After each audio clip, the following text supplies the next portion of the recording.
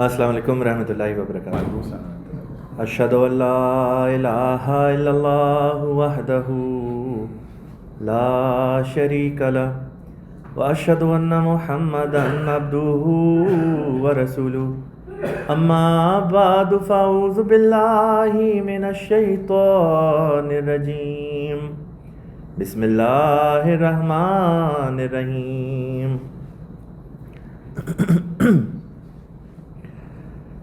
The more I have contemplated on what are the reasons why people commit sins, the more I've come to the realization that it is because in their heart of hearts they don't really believe in God Almighty. They don't believe that there is a God and that there is going to be a day of reckoning, a day when they will be held accountable for the deeds that they have performed.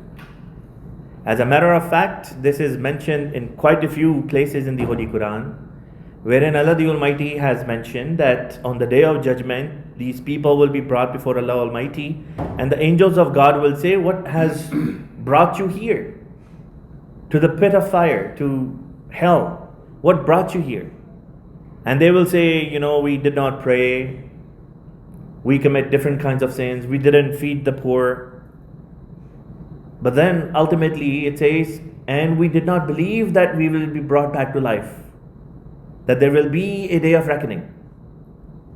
So the more you look at it, ultimately everything ends with Allah Ta'ala. If one can prove that God exists, then automatically whatever God says has to be true. If God says Islam is true, if God exists and He says Islam is true, then Islam has to be true. If God exists and He says that I'm going to send a Messiah, a subordinate prophet after Rasulullah Sallallahu Alaihi Wasallam, then that must also be true. And if that Messiah comes and then says whatever he says, based on revelation from Allah Almighty, then that has to be true as well. All of this is connected. All of this is connected.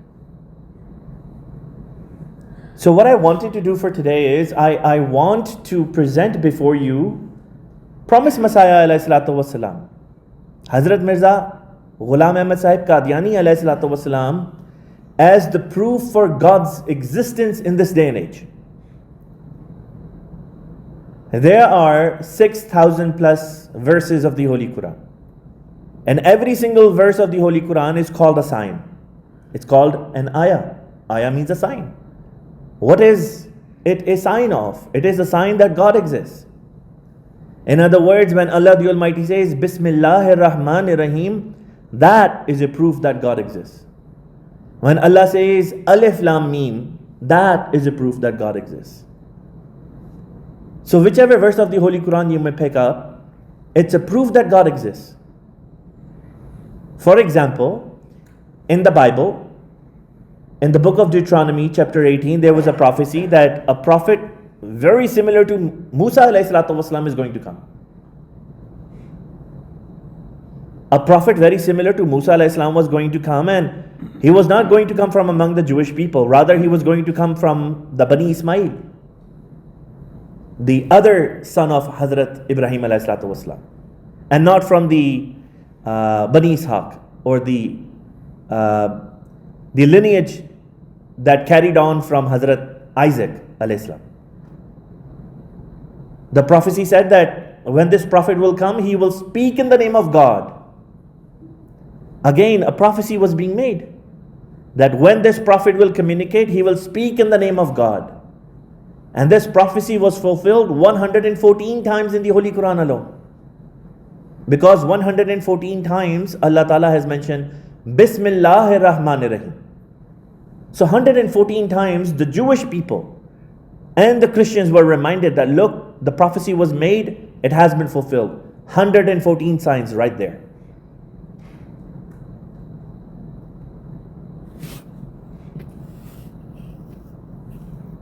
As you can see on the screen, hopefully we can pull that up. When we look at the Holy Quran, we see that one of the biggest signs for the existence of God Almighty is His prophets.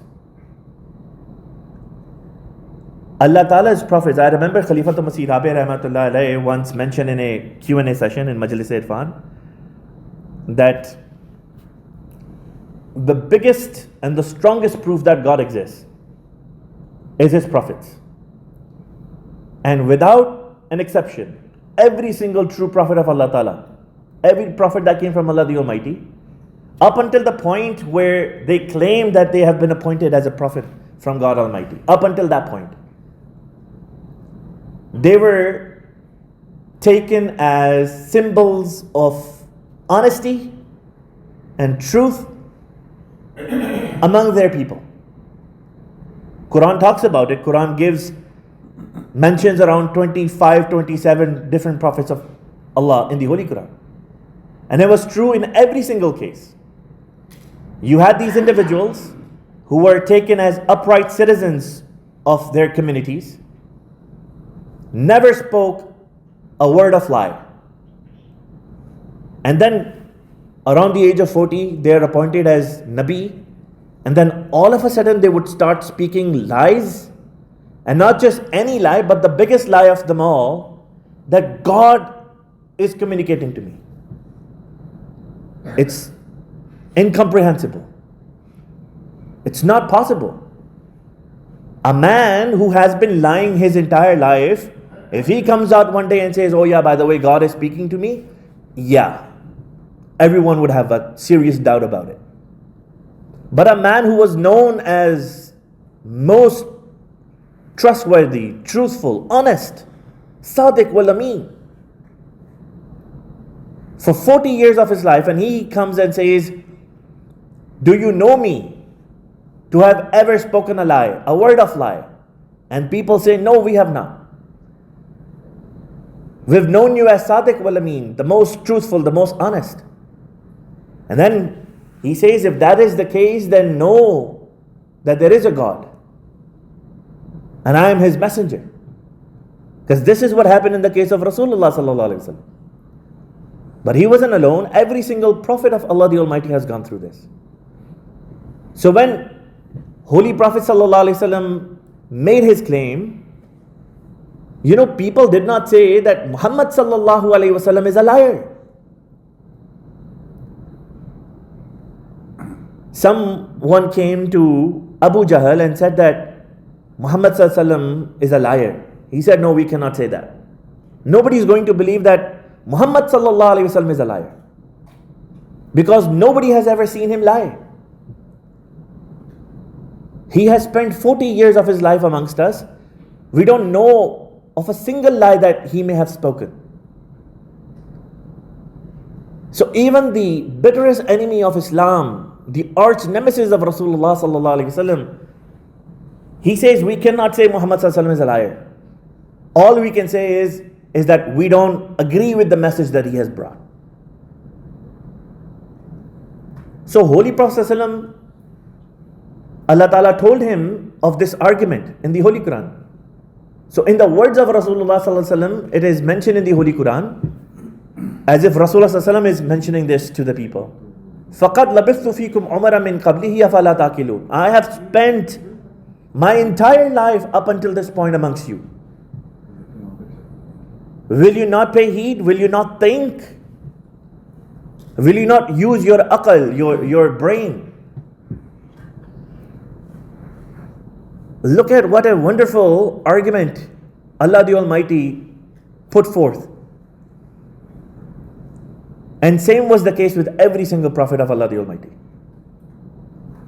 So in this day and age, when people say that Islam is nothing but fables and stories of the past, Allah the Almighty sent a prophet of His not too long ago. Not too long ago. Allah, so today what I want to do is, I want to show you how promised Messiah alayhi salatu wasalam is a proof of God's existence. Because remember, that ultimately whoever is the messenger of Allah, whoever is the prophet of God, Allah Ta'ala has made a decree. Allah Ta'ala has made a law, unchangeable decree, unchangeable law. This doesn't change ever. Take it as a challenge, take it as however you may like it. Allah Ta'ala puts this in the Holy Quran in Surah Al-Mujadila, chapter 58, verse number 22. Allah the Almighty says, كَتَبَ اللَّهُ لَأَغْلِبَنَّ أَنَا وَرُسُلِي إِنَّ اللَّهَ قَوِيٌّ عَزِيزٌ. Allah has decreed, most surely I will prevail, I and my messengers. Surely Allah is powerful, mighty. Allah the Almighty has made a prophetic claim here. Allah Ta'ala says, every single time, me and my messenger will be victorious. Every single time. This is not rocket science. It doesn't require Einstein to figure this one out. If a man claims to be from Allah Almighty and puts forth his mission, that this is my mission from God Almighty, and ultimately is victorious, that is a sign that he is indeed from God Almighty. Because Allah is the one who has said, كَتَبَ اللَّهُ لَأَغْلِبَنَّ أَنَا وَرُسُلِي. So keep this in your mind. This challenge of God Almighty, this litmus test. كَتَبَ اللَّهُ لَأَغْلِبَنَّ أَنَا وَرُسُلِي. Can we go to the next slide?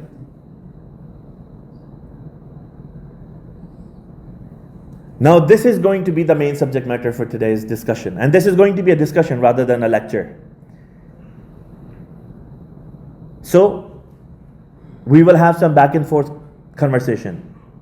But as it was announced, primarily this is for the youth. So, first and foremost, it should be youth who should be asking questions. Allah the Almighty, the verse that you see on the screen, therein Allah the Almighty says, عالم الغيب فلا يظهر على غيبه أحدا إلا من ارتضى من رسول فإنه يسلك من بين يديه ومن خلفه رصدا. Surah Al-Jinn, chapter 72, verses 27 and 28. The translation is as follows: He, meaning Allah, is the knower of the unseen, and He reveals not His secrets to anyone except to him whom He chooses, namely a messenger of His. In other words, Allah the Almighty is saying that Allah Ta'ala does not send His prophecies to any Tom, Dick and Harry. Allah Ta'ala sends His prophecies mainly to who? To His prophets and messengers. Those who are divinely appointed to the office of prophet or messenger are the ones who receive prophecies from Allah the Almighty primarily. So if somebody claims to be from Allah Almighty and they say that they are a prophet in this day and age or in any age, they would definitely receive prophecies from Allah Ta'ala, because the word prophet comes from the Arabic word nabi. Nabi comes from the Arabic word naba, which means news. Nabi is someone who receives news of events that are yet to take place. Hence the prophecy. And then Allah Ta'ala says, and then He causes an escort of guarding angels to go before Him and behind Him. Meaning, when a prophet of Allah Ta'ala receives revelation from Allah the Almighty, then Allah Ta'ala sends angels who not only protect him but protect the mission of the prophet as well. Why protect the mission? Because it is God's decree. كَتَبَ اللَّهُ لَأَغْلِبَنَّ أَنَا وَرُسُلِي. Me and my messengers at the end of the day are going to be victorious. Next slide.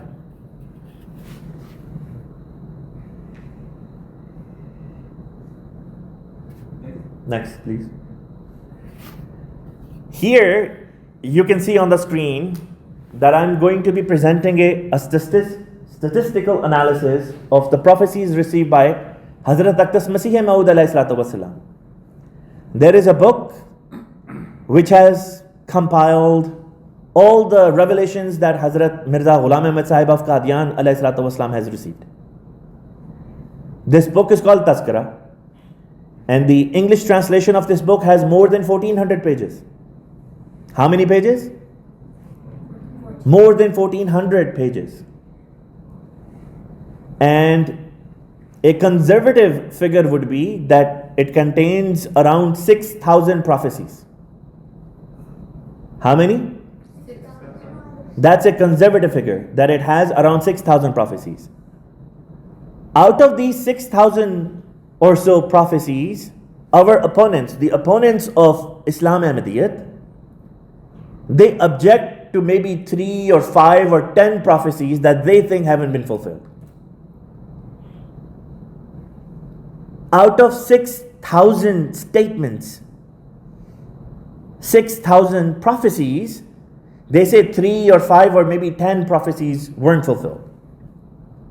What that means is that they're saying 99.8% of the prophecies of Hazrat Mirza Sahib alayhi salatu wasalam are fulfilled. They don't object to those. And they take these 5 or 10 or whatever few prophecies that they fail to comprehend, that they fail to understand. They say, oh, these prophecies show that Nauzubillah, Hazrat Mirza Sahib alayhi salatu wasalam was false in his claim. I ask you to think within that if a man makes 100 statements, 100, and 99 of those come true, and you don't have any objection on those, and the one you have objection on, is it not likely that maybe perhaps you're making a mistake in not understanding that statement? Rather than saying, oh, this person has to be false, this person is a liar, even though 99 of his statements were right, but one statement is wrong. It reminds me, and I've mentioned this before as well, when I used to study in Jamia Ahmadiyya in Canada, there was this conference of world religions, used to take place in the University of Waterloo. It was an annual conference where 8 or 9 different religions of the world were represented, including Islam Ahmadiyya. But that specific year, because Jamaat Ahmadiyya was the organizer of this event, so Jamia students would serve as assistants to these speakers.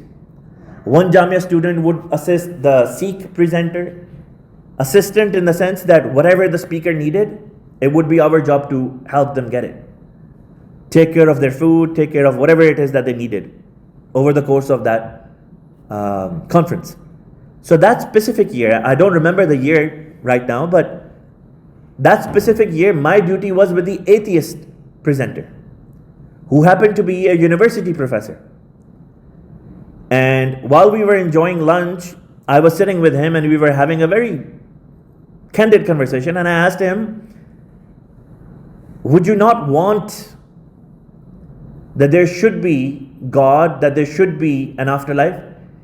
He said, I would want to believe that. He said, I would want that when I die, that's not the end of it. I would love for there to be something so that the party goes on, so that I get to be with my parents, my siblings, my wife, my kids, all over again. On that point, we both agreed. Because I, as an Ahmadi Muslim, I already believe that. And he wanted to believe it. He yearned, his soul wanted to believe in that. But then he said, I have no proof for that. Meaning, he said, I have no proof to say that conclusively, yes, there is an afterlife, that there is a God. So I presented this argument to him. I said, if a man makes 100 prophecies, what would you say about those if they come true? He said, look, I can make 100 random statements. I can make 100 prophecies right now. And if 2 or 3 of those come true, you won't say that I am a true prophet of God. It was just by fluke. I made random statements. 2 or 3 just happened to land exactly where now you may think that, okay, this man made a prophecy and it has come true. So he said, you wouldn't call me a prophet. I said, I agree with you. But what do you say about an individual who makes 100 prophecies and every single one of those come true? Every single one of those. He said even if 90% of them come true, this is such an overwhelming phenomenon that there would be no way for someone to reject it. Our opponents do not object to 99.8% of the prophecies. 99.8%. Actually, the figure is 99.84% or 99.83%. What they object to is 0.13%. 0.13.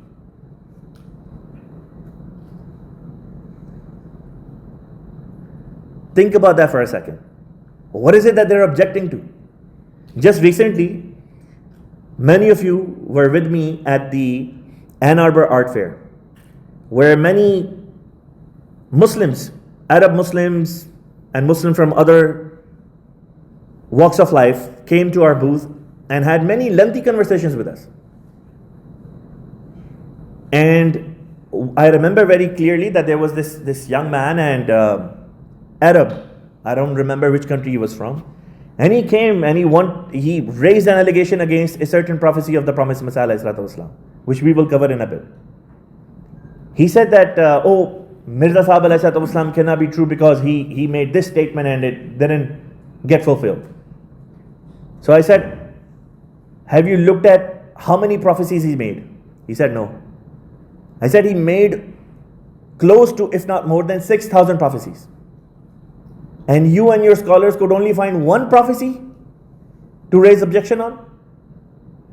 Imagine out of 6,000 prophecies, you only have one. You don't object to 5,999. Wouldn't this show that maybe perhaps it is you who is in the wrong in understanding this prophecy? He said, no, it has to be true as well. I said, I believe that it is true. The problem doesn't lie with us. We believe the prophecy came true. And we're willing to show you, prove to you even. The problem is you're so stern in your opposition that the only thing you see, the only thing you're willing to see is one prophecy that didn't come true according to you. You're willing to overlook 99.8% of the prophecies that did come true. And even your scholars couldn't object to those. He had nothing to say. He couldn't say anything. What could he say? Next slide.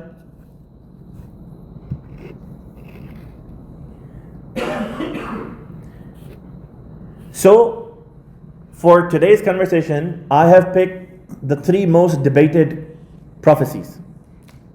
Remember I mentioned some say 3, some say 5, some say 10, so on and so forth.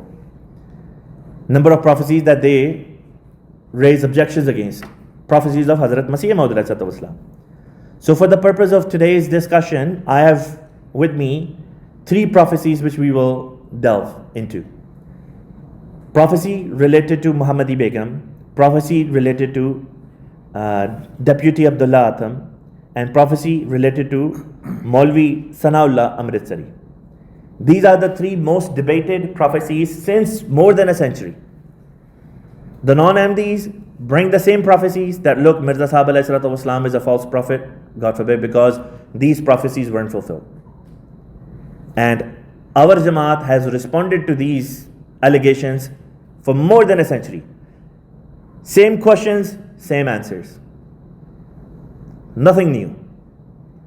Nowadays, on social media, some of the non-Ahmadi YouTubers have been debating some Ahmadis online, and they've been presenting these same prophecies. And they said, look, these prophecies weren't fulfilled, hence Hazrat Mirza Sahib ﷺ, God forbid, is not a true prophet of Allah Almighty. They are not bringing any new allegation. Allah Ta'ala knows their motivation best, so I'm not going to say why they're doing this. But what I can tell you is they're not bringing anything new. Same allegations, same allegations were made 100 years ago, same allegations are being made 100 years later. Our responses that were true 100 years ago are true today and they will be true until the day of judgment. Hundreds of thousands of people, when they learn about our responses to their allegations, the allegations being made by the non-Ahmadi Muslims, are converting to Islam Ahmadiyyat, becoming Ahmadi Muslim. Islam being the fastest growing religion and Ahmadiyyat being the fastest growing sect within Islam. Let's move on to the first prophecy. Without further ado, let's discuss the prophecy related to Muhammadi Begum. Who was Muhammadi Begum? And what is the prophecy related to her? You see, Hazrat Aqdas Masih Maud ﷺ had a very large family. And he had a cousin from his father's side. He had a cousin whose name was Mirza Ahmad Beg. Mirza Ahmad Beg and his family and the larger family, they were all atheists. And not just any atheists, they were staunch atheists. So much so that they used to curse at Holy Prophet ﷺ, curse at the Holy Quran and reject that God exists. And look at their audacity.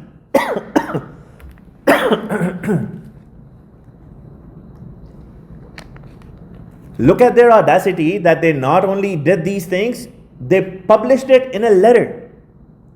That letter was published in a Christian newspaper named Chashma-e-Noor in the August edition of the year 1887. Look how bold these people were in their opposition to Islam. They could care less about promised Messiah alayhi salam. Ahmadiyyat didn't exist at that time. Ahmadiyyat started 2 years after this. So at that time, Hazrat Aqdas Masih Maud ﷺ hadn't even put forth his claim that he is the Messiah, he is the Mahdi. This was the condition of that side of his khandan, that side of his family. And then one day, as Allah decreed, Mirza Ahmad Beg comes to the door of the promised Messiah alayhi salam. And he requests in a very humble way, he says, "Sir, there is this property that belongs to our family," meaning the overall khandan. "And would you please sign that property over to us? I would like for my son to inherit that property." So Promised Messiah ﷺ says that I was ready to sign it off, that sure, take it. But he says, as is my practice, I said, I'll perform istikhara and then get back to you. So Hazur alayhi salam performed istikhara. Istikhara means to pray to Allah the Almighty, to ask His guidance if a certain thing is good or a certain thing is bad. And then based on Allah Ta'ala's guidance, an individual moves forward. So he says that I performed istikhara and then Allah the Almighty sent me revelation. And in that revelation, Allah the Almighty told him to ask for Ahmad Beg's daughter's hand in marriage. And the name of that daughter was Muhammadi Begum. And then the prophecy goes, if Ahmad Beg agrees to this marriage, as a result of it, Allah the Almighty will bless them manifold and will grant them faith. And if they reject, then they will face dire consequences in the form of divine punishment directly from God Almighty. Promised Messiah ﷺ at that point was already married to Hazrat Amma Jan Raziyallahu Ta'ala anha. He had married her 3 years ago, 2 or 3 years prior to this point, and he already had children with her.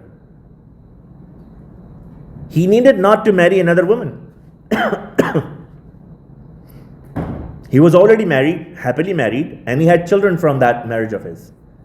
And he says, I am in no need to marry, but Allah Ta'ala is saying this, so I am presenting this to you as a sign from God Almighty. Because you're the people who not only reject God, you curse His blessed Messenger Sallallahu Alaihi Wasallam and His holy book, the Holy Quran. So now this is going to be the sign for you. And then later on in the prophecy, Allah the Almighty revealed to him that this prophecy will include multiple legs.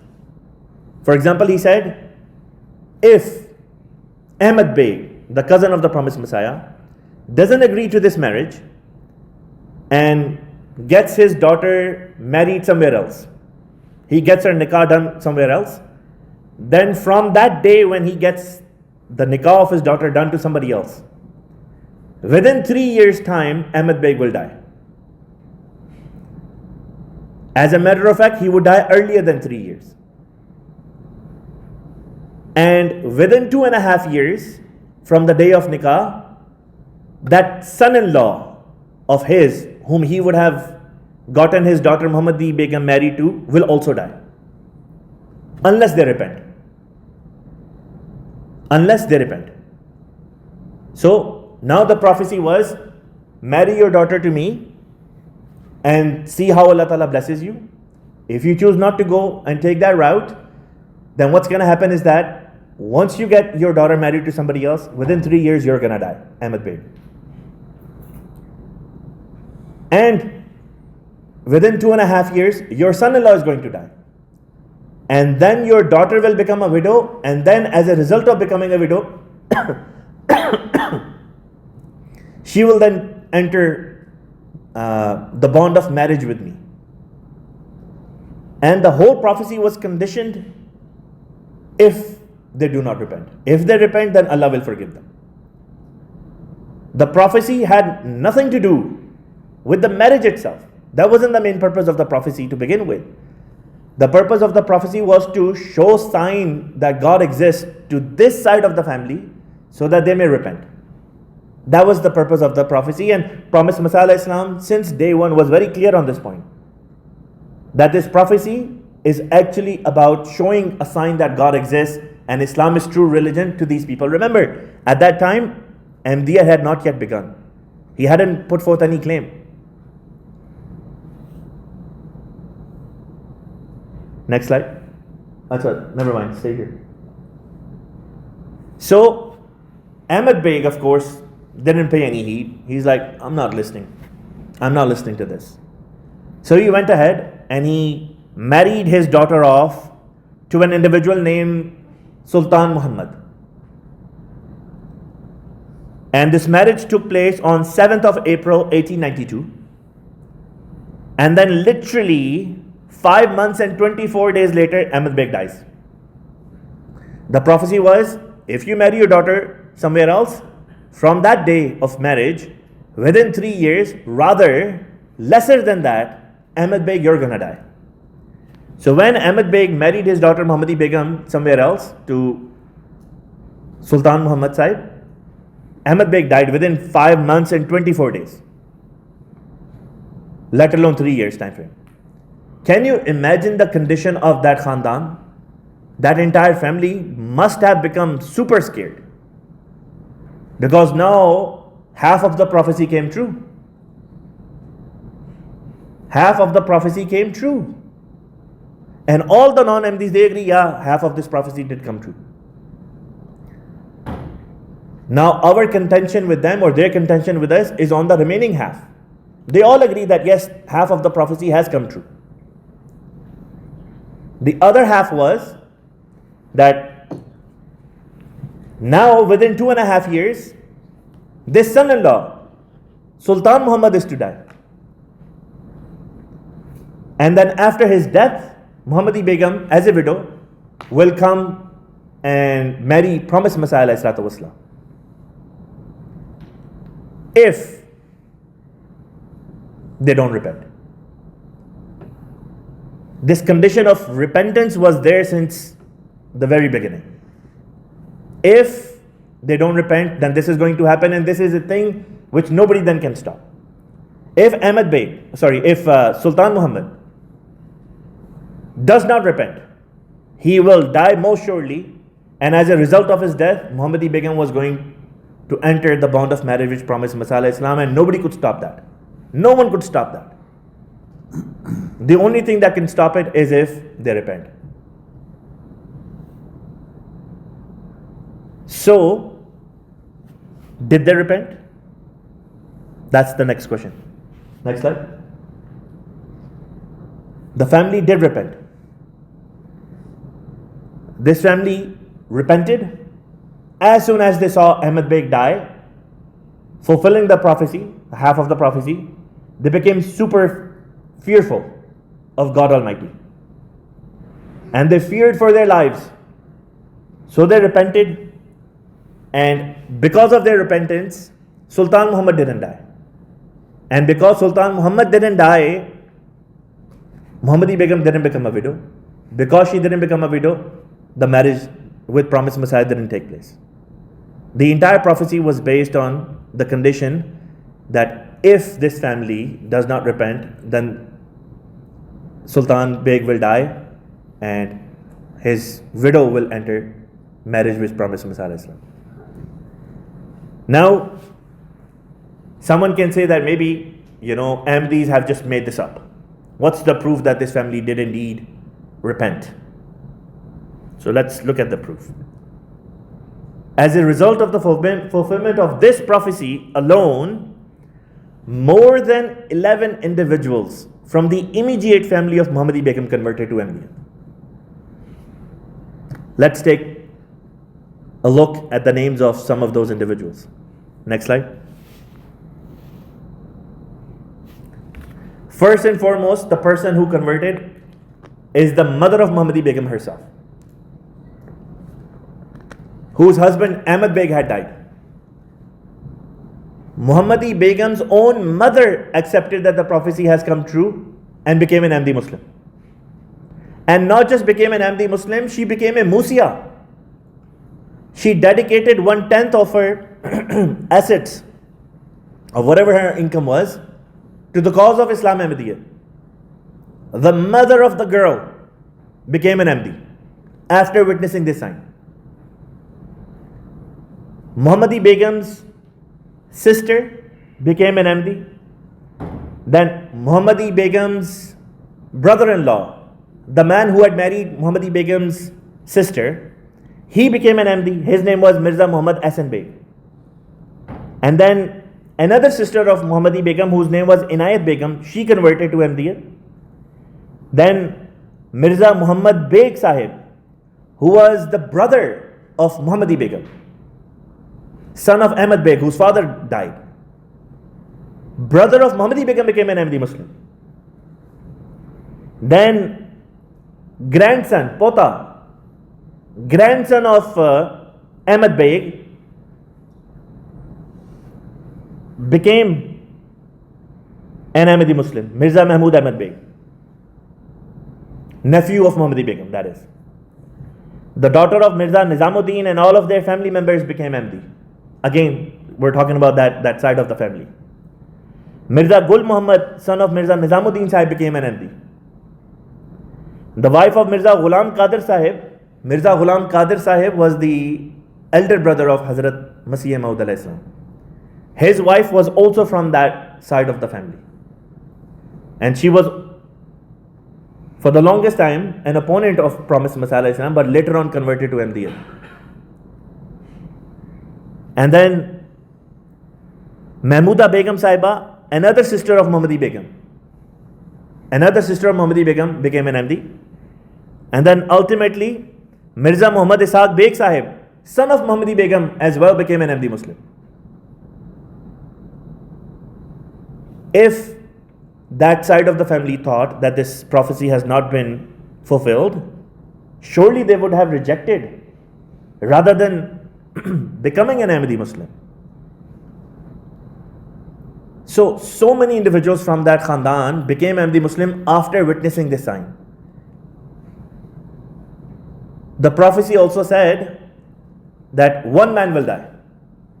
When Allah Ta'ala was revealing the prophecy to promised Messiah Islam, Allah Ta'ala revealed to promised Messiah Islam that eventually, out of the two individuals who are being mentioned, one will die. And that prophecy is taken from the announcement that Hazur published in a newspaper on 10th of July 1888. Again, long before Ahmadiyya started. The prophecy was in Arabic, and I read, أَيَّتُهَا الْمَرْأَةُ تُوبِي فَإِنَّ الْبَلَاءَ عَلَىٰ أَكِبِكِ وَالْمُصِيبَةُ نَازِلَةٌ عَلَيْكِ يَمُوتُ وَيَبْقَى مِنْهُ كِلَابٌ مُتَعَدِّدًا. Referring to the maternal grandmother of Muhammadi Begum, Allah the Almighty was saying, O woman, repent, repent, because punishment is going to befall your child and the child of your child, referring to the mother of Muhammadi Begum and Muhammadi Begum herself, meaning both of them were going to become widows based on this prophecy. But then Allah Ta'ala said, Yamutu. Instead of both of them becoming widows, only one of them is going to become a widow. In other words, Allah was already saying that this is a prophecy and it's conditional, but I'm letting you know right now, when this prophecy will be made, one person will die, and that person was going to be Ahmad Beg, not the son-in-law, because son-in-law will repent. وَيَبْقَى مِنْهُ كِلَابٌ مُتَعَدِّدًا. And after this sign would be shown, many dogs will remain barking. Words of Allah Almighty. To this day, those people who raise allegations against Hazrat Aqdas Masih Maud Wasalam's prophecy, in this prophecy, Allah the Almighty is saying, Kilab Mutaaddida. They're acting like dogs, barking. When a prophecy has been fulfilled so clearly that more than 11 individuals from that immediate family become an Ahmadi Muslim, ये बड़े मामे लगे हैं जो कहते हैं prophecy पूरी नहीं हुई. These guys say that no, the prophecy is not fulfilled.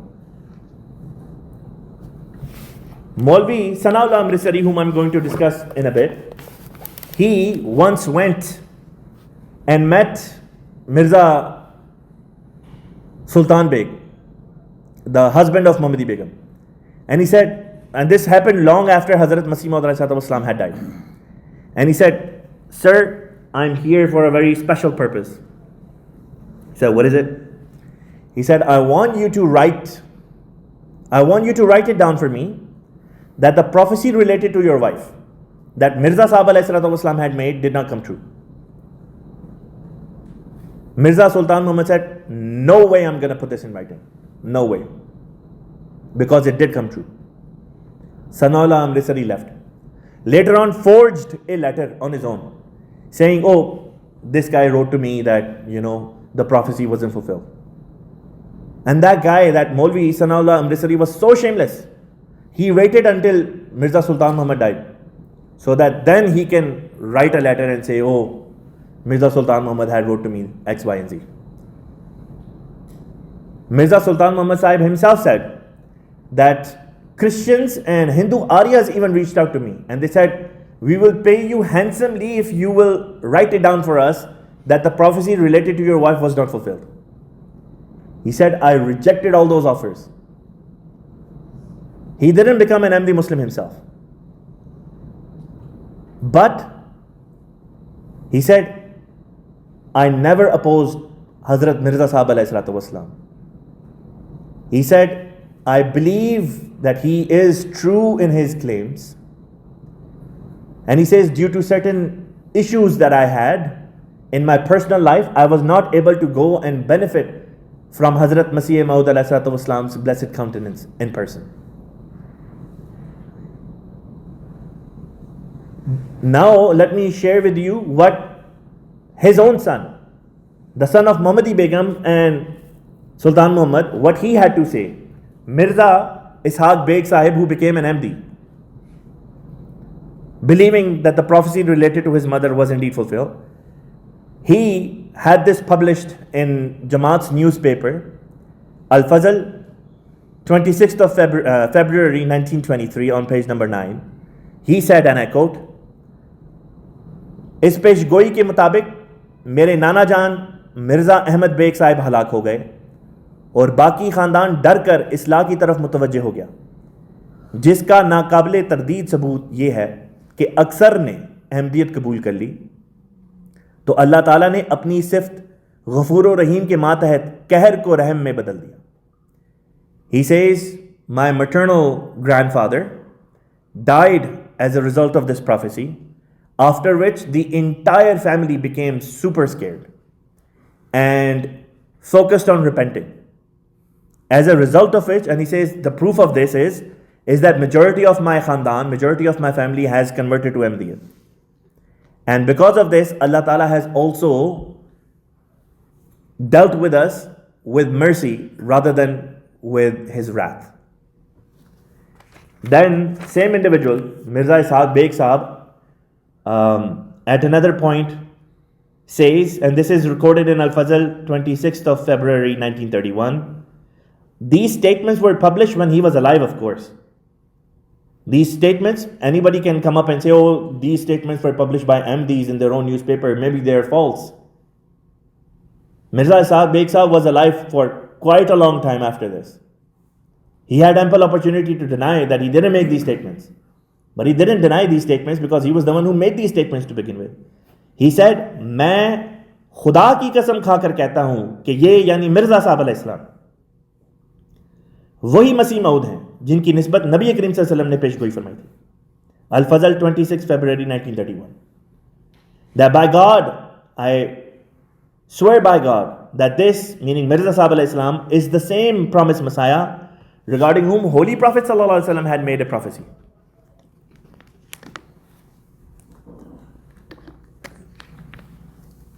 Next slide.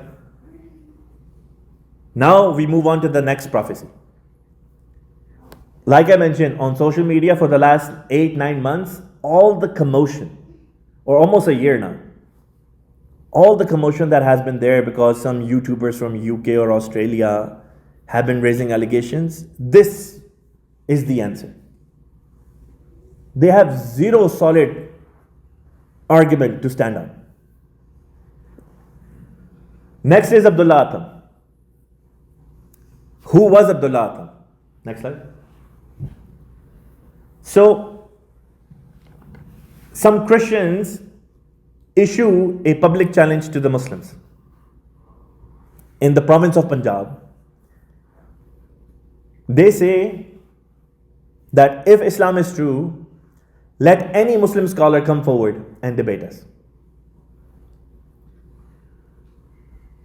Now, the Muslim man who received this challenge from the Christian priests started writing letters to different scholars of Islam at that time.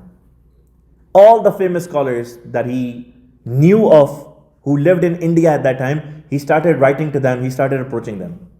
None of them agreed to debate the Christians. And the reason was obvious, because the so-called Muslim scholars held pretty much the same beliefs that the Christians did. They believed that Jesus is alive for the last 2,000 years. They believe that he was physically lifted into the heavens.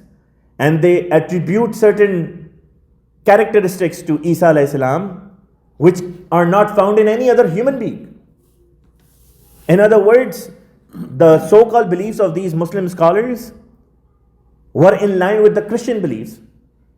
And they knew that if they were to go and debate the Christians, they're going to lose by a landslide, massively. So none of them wanted to come and debate the Christians.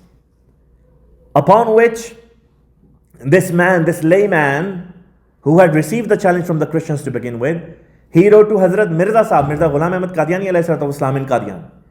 And he says that, sir, none of the other scholars are coming up, and I know that you would not disappoint me, that you would answer this call. Promised Messiah alayhi salatu wasalam said, Alhamdulillah, Bismillah. He said, I've been waiting for this opportunity. I was waiting for this opportunity. So Hazrat Aqdas Masih Maud alayhi salatu wasalam sent some of his companions to go to this area, sit down with the Christian side, finalize the details, so that eventually promised Messiah could come and a debate could take place. When the Christian side learns that Hazrat Aqdas Mirza Ghulam Ahmad Qadiani alayhi salam is the debater, they became super scared. Many Muslim scholars came and said, oh, don't debate with Mirza Sahib alayhi salam.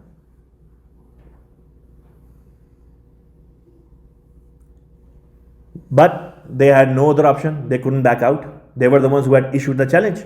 They tried to wiggle out of this challenge, but they couldn't. So eventually, a time and place was discussed, and a 15-day debate took place. 15 days. This debate was in writing. So one person would write, the other person would then write a response. And then those statements would be read out publicly. 15 days this debate took place. And it's mentioned in a book, verbatim. The book is called Jang-e-Muqaddas, The Holy War, written by the Promised Messiah ﷺ. In that debate, the debater from the Christian side was Abdullah Atham, who was a convert to Christianity. He was named as Deputy Abdullah, and Atham was a title that he had assumed. So Deputy Abdullah Atham, convert to Christianity from Islam, was representing Christianity. And the one representing Islam was the Promised Messiah Islam. So, at the very end of the debate, Allah the Almighty revealed to the Promised Messiah Islam a prophecy related to Abdullah Atham as a final nail in the coffin of Christianity, to prove beyond a shadow of doubt Christianity in its present form is wrong, Islam is the true religion. So, Hazrat Aqdas Masih Maud made this prophecy. He said, Abdullah Atham, you in one of your books titled Andruna Bible have called our holy master Prophet Muhammad sallallahu alaihi wasallam as Antichrist, God forbid. He called Rasulullah sallallahu alaihi wasallam as Dajjal in his book. Nauzubillah. So now, to show that Allah Ta'ala has ghairat for his Nabi sallallahu alaihi wasallam, Allah has revealed to me that unless you repent, within 15 months from this date, you're going to die. Within 15 months. Unless you repent and you take back your words. Right there and then, in front of everyone, Abdullah Atham, it is mentioned, he took out his tongue, held his ears, and he said, I have not said this, I have not said this. Even though his book exists even today, in which it is written. He became remorseful right there and then. His remorse began right there and then. The prophecy was, if you don't repent, 15 months from this day, you're gonna die. In these 15 months, the man did not write a single article against Islam, against Holy Quran, against Islam, or against Masih Maud Islam. Not a single thing. The man who was considered as the champion of Christians, so much so that the Christians wanted him to be the debater, all of a sudden goes into hiding. And not just goes into hiding, he goes from city to city, avoiding crowd.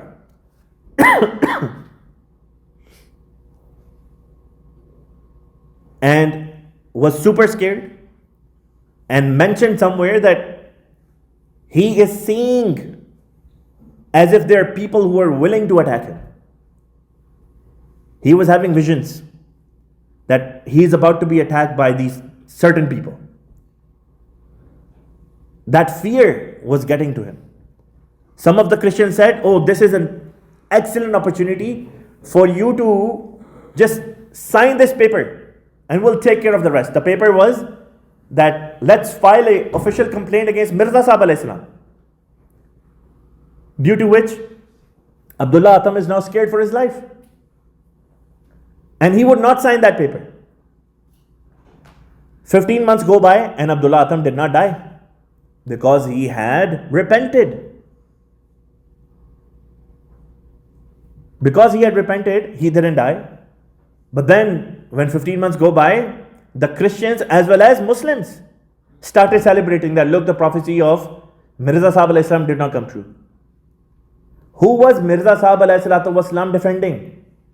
Islam and Rasulullah sallallahu alayhi wasallam. What in the name of God were the non-MB Muslims celebrating?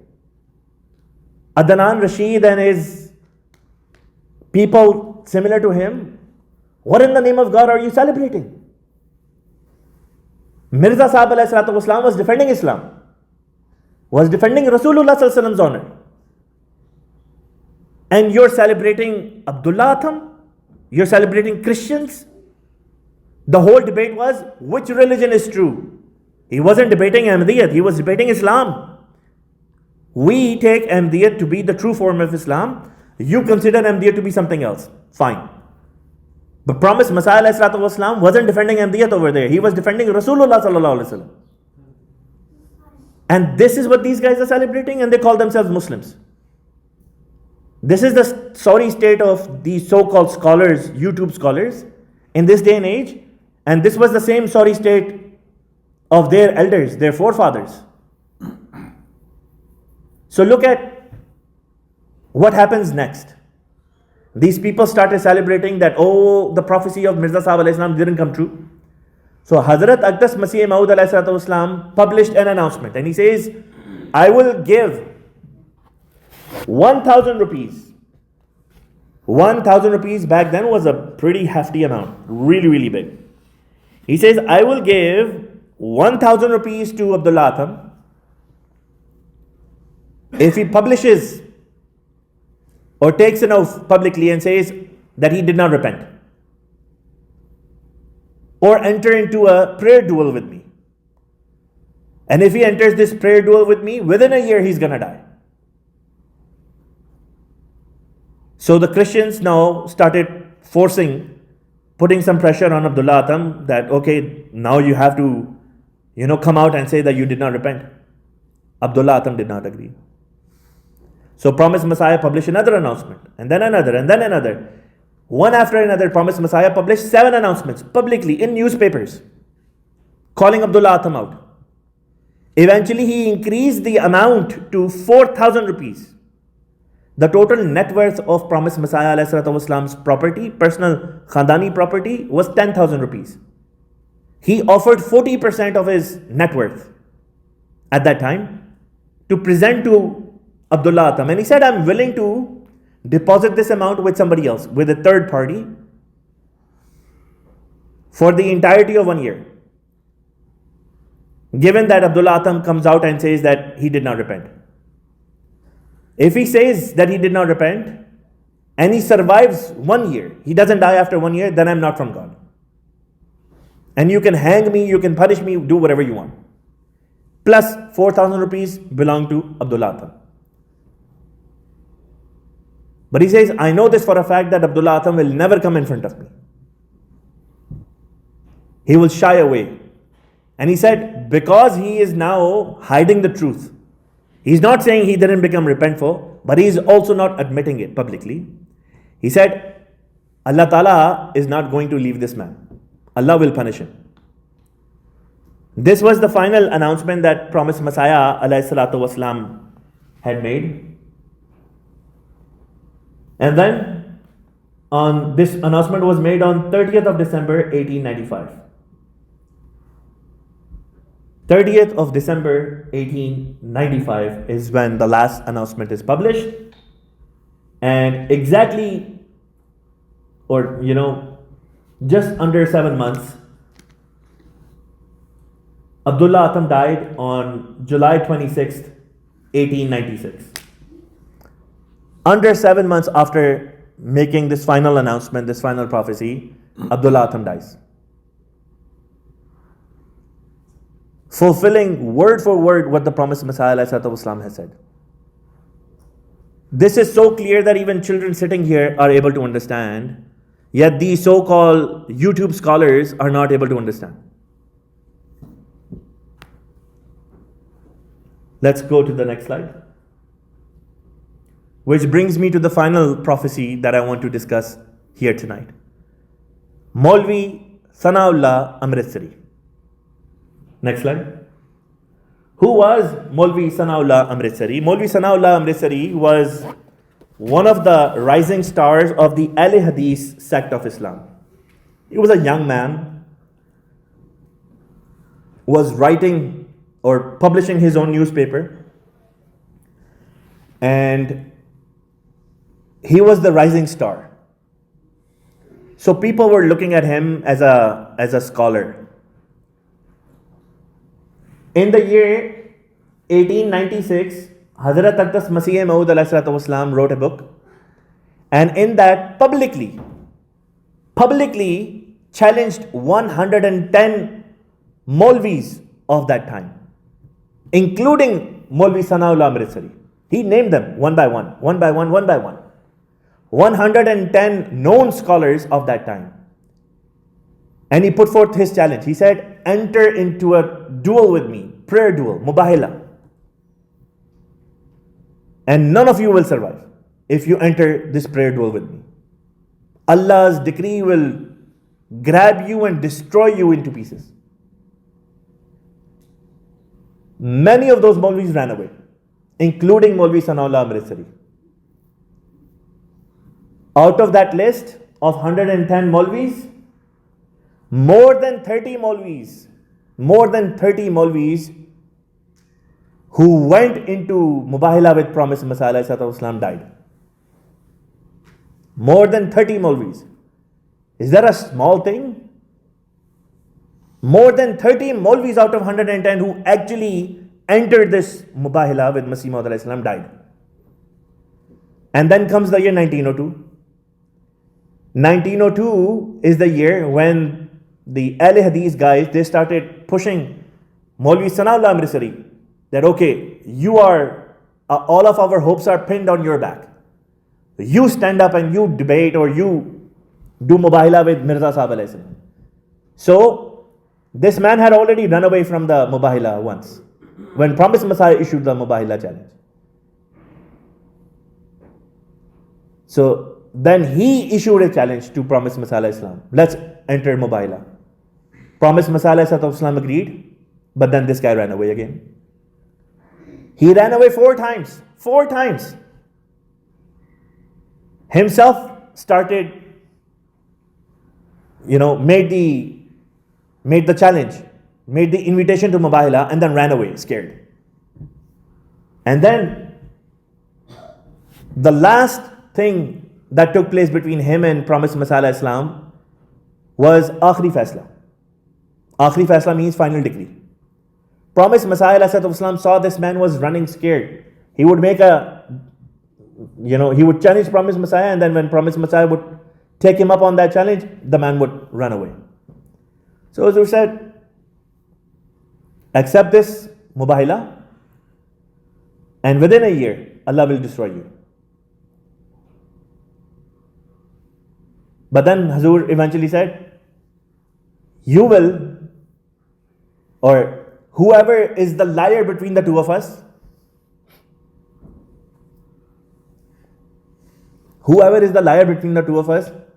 will die within the lifetime of the one who is truthful. If I am truthful, you will die in my life. If you are truthful, then I will die in your life. All he needed to do was just say, agreed. All Sanaullah Amritsari needed to do was, after all, he was the one who was challenging the Promised Messiah to this prayer duel. But he kept running away from it. So, Hazrat Aqdas Masih Maud ﷺ said, this is the final thing. Whether you accept or not, this is what I am now proposing. He said, no sir, I cannot accept this. Because Holy Prophet ﷺ was true. Musailma Kazab was a liar. Holy Prophet ﷺ died within the lifetime of Musailma Kazab. So what you're proposing, I cannot accept it. That was the last thing that he wrote from his own pen and published it in his newspaper. That the true person dies before and the false person can outlive the true man of God. And then Allah Ta'ala made that happen. Promised Messiah ﷺ died and Sanaullah Amritsari lived on. Exactly what he had written, Allah Ta'ala made it happen. That Promised Messiah ﷺ will die like Holy Prophet ﷺ, and Sanaullah Amritsari will outlive just like Musailma Kazab outlived Rasulullah ﷺ. So clear. Remember, out of 110 Molvis, 30 plus Molvis died as a result of the Mubaila. And Sanala Amritsari ran away from prayer duel 4 times. And even the last thing that Promised Messiah wrote, he didn't even accept it. He's like, no, I cannot accept this, sir.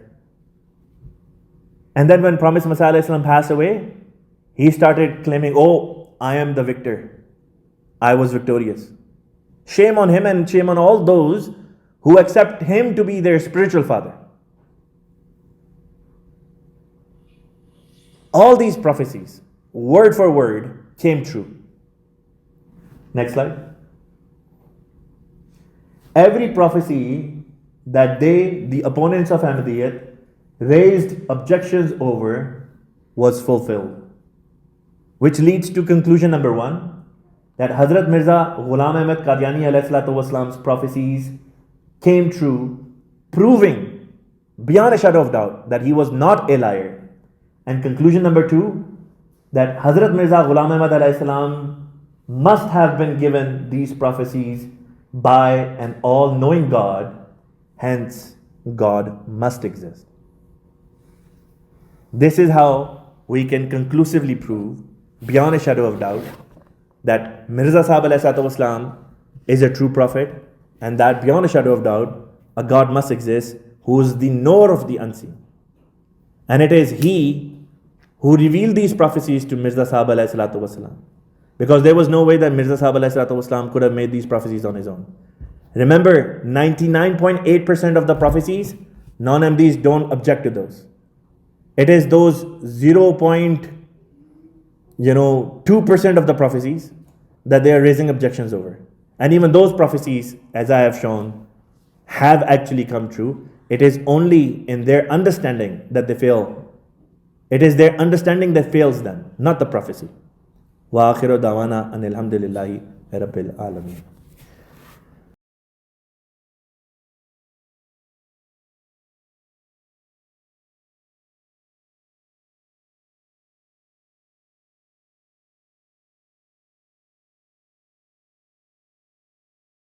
Muhammadur Rasulullah.